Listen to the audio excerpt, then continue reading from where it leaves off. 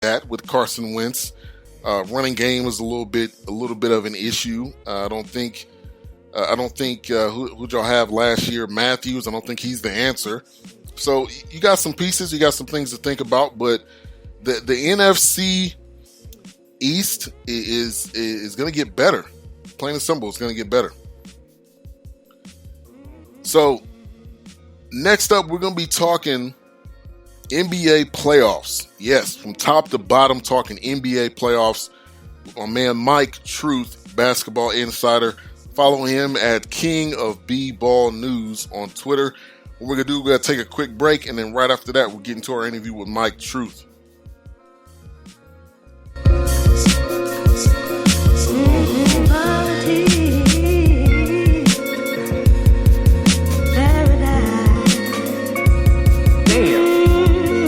If I can find it.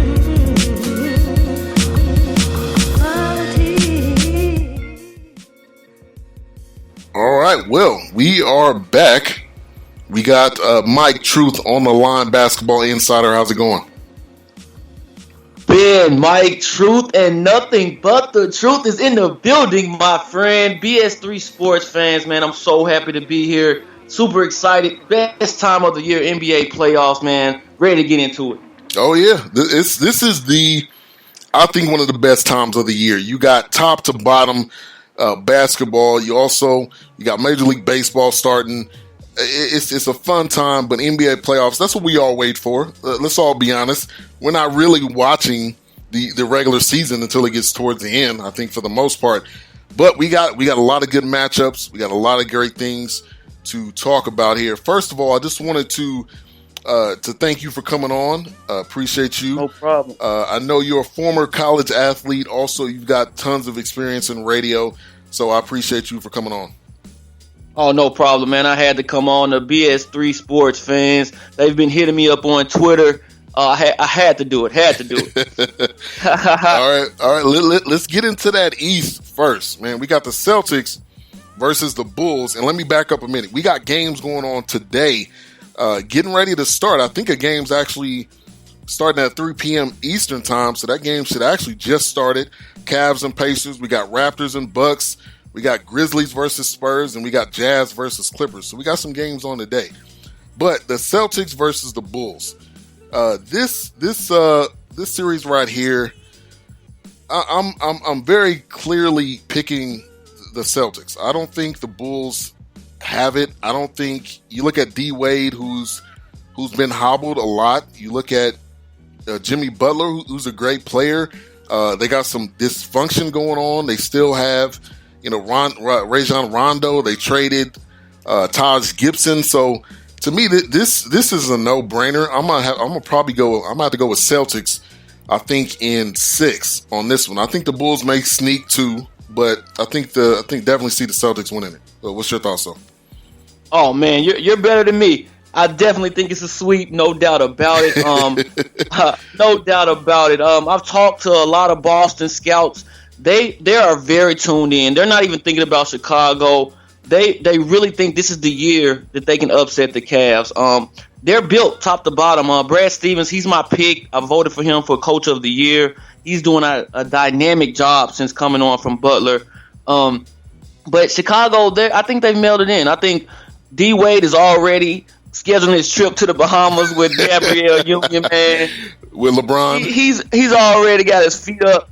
Yeah, no doubt about it, man. But the only thing I'm looking forward to is Rondo going back to Boston. That's the only thing I'm looking forward to in this series. I think he's gonna go in. He's gonna have some big games there. You know him. He has a chip on his shoulder. He still has a chip on his shoulder with Ray Allen all the way back then. He didn't invite him to the team's vacation trip. So that's the kind of guy Rondo is.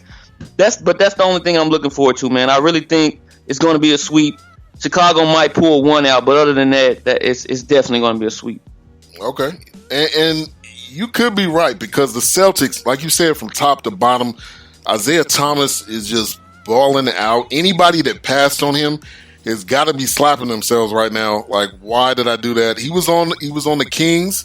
I believe he was on another team after that or before that, and then he came to the Celtics. Yeah, he was on the Suns. He was on the Suns. They actually signed him to a free agent deal and then traded him. They had 20 point guards on the Suns, and they traded him to now Boston. But speaking of Isaiah, man, this kid, I've been knowing him since his Seattle days in high school. He always had a chip on his shoulder, but he always believed in himself. He always told everyone he's going to be that big time player in the NBA. Of course, in Seattle they have so many dynamic players coming up. Brandon Roy was there, Jamal Crawford, and the kid just continued to develop. At Washington, he came out early. Was the last pick in the draft. The last pick, man. They just show you all the kids out there that people telling you you're too small. Just, man, keep working, and you see a prime example. Isaiah Thomas. He's now one of the top point guards in the league. Yeah, and that tells you for sure. Just keep working, keep grinding at your game, and you'll make it. And I think this East, to me, it's going to be Celtics, Cavs. I'm going to go ahead and call it now. We'll still talk about the other games, but to me, that's what it's going to be. Because next up you got Cavs versus Pacers. To me, the biggest story here is the matchup between LeBron and Lance Stevenson. If y'all remember Lance Stevenson blowing in LeBron's face. Really making it, really agitating like the hell out of him. He kind of got into LeBron's head a little bit, and I think that was an interesting matchup, and I think that's going to be key. Also, of course, Paul George. Somebody's got to guard Paul George, but Paul George can't do everything, and I think that is what's going to ultimately eliminate the Pacers, because Paul George can't play every single position, and the Cavs, I'm gonna say in 5. I think they'll get 1. Oh wow. Okay. Well, the game is actually coming on right now. And I'm just like you, man. My boy, born ready, Lance Stevenson, Lincoln High School. The guy, if you don't believe him as a player, he's a great comedian. I would say that the guy is definitely going to do something to LeBron to make the internet go crazy, blowing on him, doing jumping jacks against him. Something he's going to do something crazy. But like you said, man, that's the only entertainment from this series. I think the Cavs will definitely take care of them, probably in 5, maybe 6. I just think it's all up to the Cavs. I've been getting hit on Twitter so much about this is the Cavs' year to lose. Boston is on a roll, and I have one word to say to that: relax. I have to hit them with the Aaron Rodgers. Relax, man. Right. The Cavs, relax. The Cavs are going to be fine.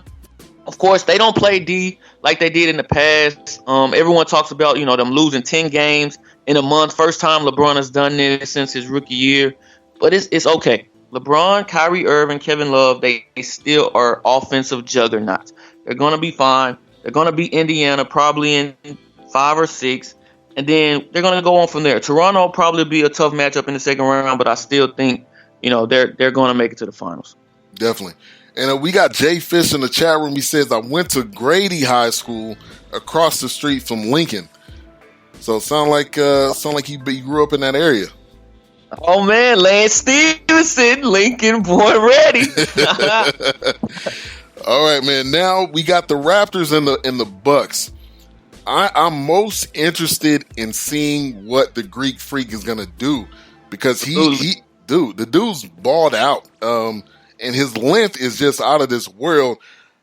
Oh man, I'm gonna have to say it. I'm gonna say the upset. I don't think the Raptors are for real. We got Jeff Fox in the building on the chat line, basically saying that he doesn't believe in Toronto, and I don't either. I think them losing. I agree that Bismack Biyombo was not like the greatest player in the world, but he did that dirty work. And do they have a player that can do that dirty work? Is Kyle Lowry fully healthy? Can DeMar DeRozan go to that next level? Because he's there. He's there as a good player, but can he go to the next level? And I think the answers to all those questions to me is no. I think the Bucks in 7. I'm gonna say it now. I don't know, man. I just think DeMar is at an all-time high right now. I think after signing that big deal in the offseason, now my hip hop fans out there, you listen to Yachty talking about he making shots like DeRozan. He's getting his name in rap songs. I just think, man, he's at an all-time high. Like you said, Greek Freak. He's definitely Giannis Antetokounmpo. Say that 3 times, but the guy is doing his thing, man. He's doing things. Everyone talks about Westbrook with the triple doubles. Yeah, fine and great. But this guy's he's making history himself. He's had 40-point games.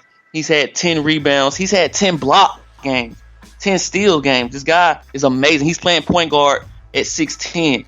The guy is a phenomenon. Other than LeBron, I really think he's changing the game for as a wing player doing everything. But I still think it's Toronto, man. They're proven. They went deep in the playoffs last year. Kyle Lowry, yes, he is coming back from an injury, but he's that leader at point guard you need. I just don't. The Bucks, they're young in the postseason. You know what I mean? And Jabari Parker got injured. Middleton is still trying to recover from that injury, and I just don't think Greek Freak can do it alone. I might say they'll pull out 3 and might go to a Game 7, but I still think Toronto will pull it out. Yeah, and you made a great point, though. Yeah, not having Jabari Parker is huge because he was a huge part to what got them to where they are. Probably the X factor is not even a player. I'm going to say it's J. Kidd. If you got J. Kidd on your side, guy who's played all these years, he can instill something in these young guys. But at the end of the day, not having Jabari Parker, it is going to be hard for them to achieve. But I'm gonna still stick with it. I'm gonna say in 7 bucks. We'll see. I may be eating those words. I may be eating those, but I'm gonna say it now. This is the other intriguing one right here. Wizards and Hawks, who are 2 very similar teams. I think the Wizards are a sleeper team. You know, a lot of people saying they're a sleeper team. I think John Wall is ready to go to the next level. Also, Bradley Beal, Gortat. Gortat is not the flashiest player. He's not the best player, but he'll give you 10 and 10 a night, and that's what they're going to need. And then on the Hawks side, you got to think about the kid with the blonde piece in the front of his head, Schroeder. They've got some pieces too, but I'm gonna have to go with the Wizards on this one. I think the Wizards in 5. I'm gonna say the Wizards in 5. I'm with you, man.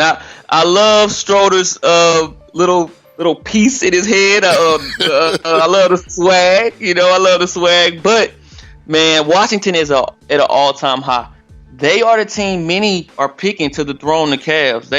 They're just coming in with another swag that we haven't seen from them. John Wall is playing like he believes every time he hits the court, no matter who he playing against, he believes he's the best point guard. And that's the kind of swag you need coming into this playoffs. Bradley Beal, after signing that big deal in the offseason, he's playing like he believes he's a top 2 guard in the league. Only thing about the Washington Wizards, their starting 5 produce 90% of their overall scoring, and in the NBA, that's terrible. We have the best athletes in the world, and you can't sustain that type of always playing 40 minutes every single night. That just can't hold up in a game like this. So I think their bench is definitely going to be their downfall. They'll definitely beat the Hawks. The Hawks right now they're not looking good at all. I think they'll beat them probably in 6. But that next matchup, Boston and Washington, man, that's going to be the we're all waiting for. Only reason I won't pick one of them against the Cavs is because I think both of them would knock each other out. They're going to go to 7 games, and it's going to be crazy. But I do believe in Washington, man. I love John Wall, Bradley Beal. No one's talking about Otto Porter. He had a great year. He was probably top 3 in most improved players for myself. Sound like I lost you there.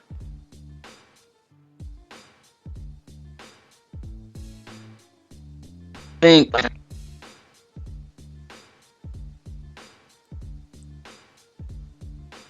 Hey, you still there? I think I might have lost you. hello? Oh, okay. There. Yeah, I got you. Yeah, but that I think, like you said, the next round that's going to be an interesting game. Let's go to the Western Conference. Before I do that, man, people are not happy with these Hawks right here. I'm not getting a lot of Hawks love. Chief Rocket says, man,